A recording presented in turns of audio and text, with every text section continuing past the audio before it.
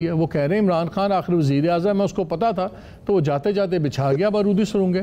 शेख साहब आपके साथ हैं, दूसरी साइड पे हैं? शेख साहब जरा खुल के बात करते हैं और ऐसी बात करते हैं जो कि लोग जिसमें स्पाइस भी हो, खबर भी हो, उनका स्टाइल है वो, इसीलिए तो वो लोग उनको इतना सुनते हैं और टेलीविजन के ऊपर भी वो इतना आई वुड से एक हॉट कमोडिटी है हर एक के लिए। तो शेख साहब ऐसी ही बात करते हैं। लेकिन मैं आपको बताऊं, अगर हमें इतना सर्टन होता कि हम जा रहे हैं तो हम असेंबलियां तोड़ देते। उस वक्त हमने ये नहीं, इतना सर्टन नहीं था। एक्चुअली बड़ी इसके ऊपर बहस हुई थी और मैं आपको ये भी बता दूं, जो फाइनेंस टीम थी उसके अंदर भी एक ओपिनियंस में फ़र्क था।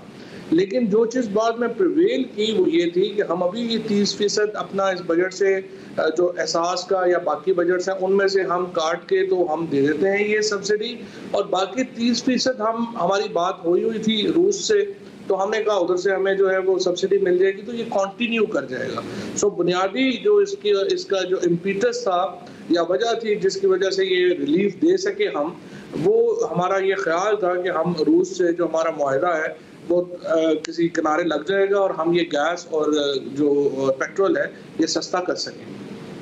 अच्छा, ये मुझे बताएं, आप इतनी प्रिंसिपल पॉलिटिक्स की बात हो रही है, जो शौकत तरीन साहब का अभी मैंने शुरू में सुनाया, जो शेख साहब बातें कर रहे हैं, आखिरी दिनों में आप लोग, आप भी पार्ट ऑफ सर्टन पार्लेस थे, आप थे, असद उमर थे, ये किस किस्म की जमहूरियत चल रही है कि आप लोग बातें करते रहते हैं पीछे से, पावर्स दैट बी से, आर्मी से, और अब भी खुलेआम खान साहब भी कह रहे हैं कि जी वो आएँ, अपने गुनाहों के मुदावा करें, खोलें चीज़ें, और हालांकि उन्होंने भी उनके दूसरी साइड के मुताबिक रेड लाइंस क्रॉस कर दी हुई हैं बहुत ज़्यादा। पहले तो हमें ये बताएं, ये कोशर है इस तरह एक्सपेक्टेशंस करना फौज से? मिले तो आप भी हैं कि कोशर है, कितना जब एंकर्स रात को जाके मिलते हैं।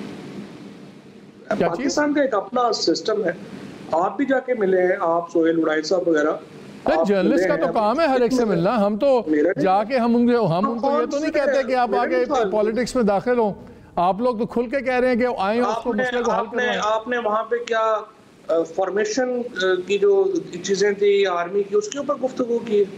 नहीं, हम व्यू पॉइंट सुन रहे होते हैं ऑर्गेनाइजेशंस का, जो भी हमें बुलाता है हम जाके सुन लेते हैं। देखिए मालिक साहब, बात यह है कि ये इतना मासूम बनने की जरूरत ही नहीं है। पाकिस्तान में एक रोल है, फौज का एक रोल है, एस्टैब्लिशमेंट का एक रोल है। वो पाकिस्तान की जो पॉलिटिक्स है वो कोई ब्रिटिश पॉलिटिक्स नहीं है, हम कोई अमेरिकन पॉलिटिक्स में नहीं है जहाँ पे फौज का रोल नहीं है।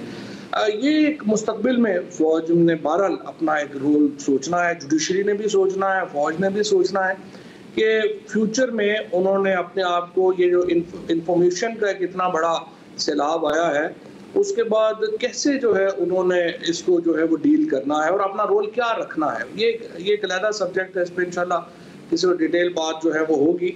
तो फिलहाल पाकिस्तान में एस्टैब्लिशमेंट का, फौज का, जुडिशरी का, इनका पाकिस्तान की पॉलिटिक्स में बड़ा इंपॉर्टेंट रोल है और उस रोल को आपको मान के चलना होता है। ये भी बताएं, अगर इतनी खुल के बात करें तो ये बताएं कि क्या वाकई 25 तारीख की जो डेवलपमेंट्स थी उनका बड़ा असर पड़ा है? आपसे रिक्वेस्ट की गई थी कि IMF है, नेशनल इशू है, इन चीज़ों को होने दें तो फिर चीज़ें आगे म्यूचुअली रिजॉल्व हो सकती हैं लार्जर नेशनल इंटरेस्ट में, लेकिन आप लोगों ने 25 की तारीख पर भी कोई कॉम्प्रोमाइज़ नहीं किया। क्या ये सही है?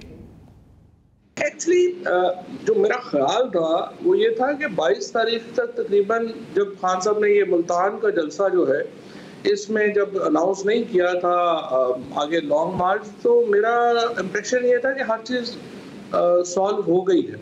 और मेरी इतला ये थी, इंफॉर्मेशन मेरी ये थी, not from PTI, from PMLN, जो मैं से मेरा ख्याल ये था कि 27 को असेंबली तोड़ने का फैसला जो है वो हो गया था। अब जब वो वापस आए उसके बाद क्या हुआ और क्यों ये अचानक जो है वो हो सका, ये फ्रेंकली मुझे कोई दोनों साइडों से मिसट्रस्ट और मिसअंडरस्टैंडिंग ज़्यादा लगी है।